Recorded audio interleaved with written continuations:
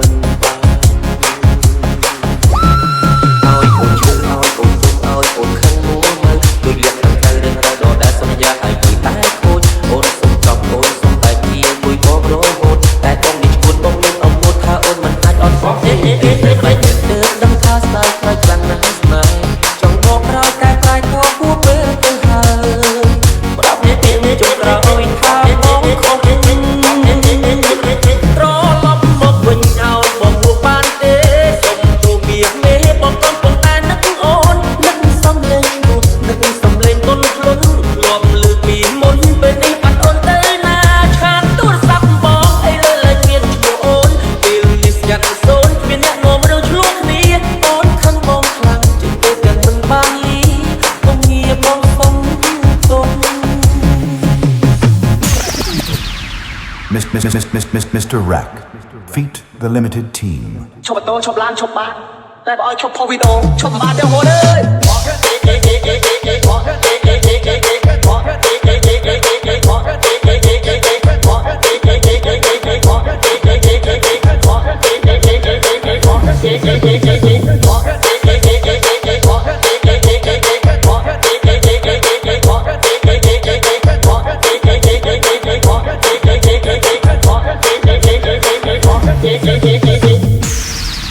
ឈប់ឡានឈប់បាន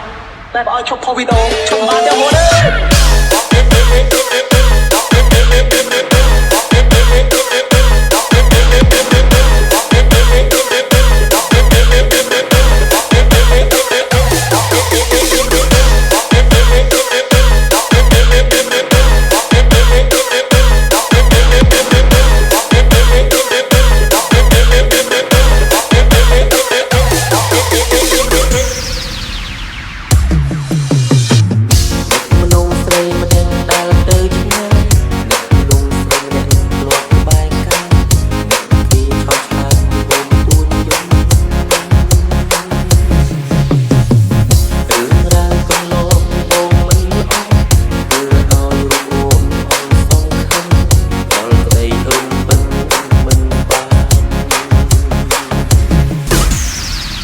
ឈប់ឡានឈប់បាន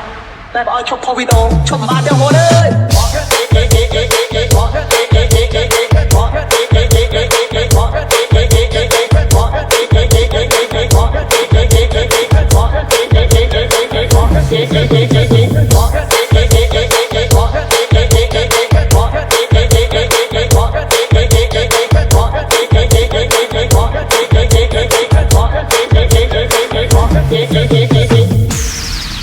ឈប់ឡានឈប់បាន